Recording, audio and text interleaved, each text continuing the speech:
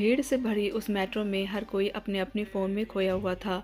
लेकिन आरव की नज़र अचानक सामने खड़ी एक लड़की पर जाकर ठहर गई। उसने कुछ नहीं किया था, न कोई खास कपड़े, न कोई बनावट, बस उसकी आंखें इतनी गहरी और सच्ची कि जैसे वो बिना कुछ कहे बहुत कुछ कह रही हो। आरव ने नज़र हटाने की कोशिश की, लेकिन बार बार वही आंखें उसे अपनी तरफ खींच लेती।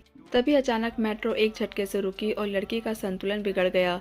आरव ने तुरंत उसका हाथ थाम लिया। कुछ पल के लिए दोनों की नजरें मिली और उस एक पल में जैसे समय ठहर गया। लड़की ने धीरे से अपना हाथ छुड़ाया और हल्की सी मुस्कान दी।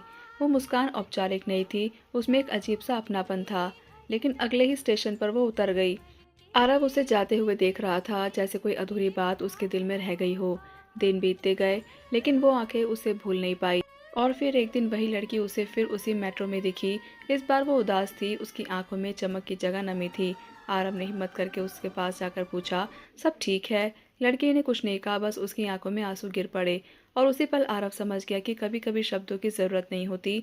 उसने बस चुपचाप उसके पास खड़े होकर उसका साथ दिया, बिना सवाल, बिना वजह। और कुछ देर बाद लड़की ने खुद ही धीरे से कहा, आज मेरी माँ नहीं रही। उसकी आवाज़ टूट रही थी। आरव के पास कहने को कुछ नहीं था, लेकिन उसकी खामोशी और उसकी मौजूदगी ही उस वक्त सबसे बड़ी तसल्ली थी।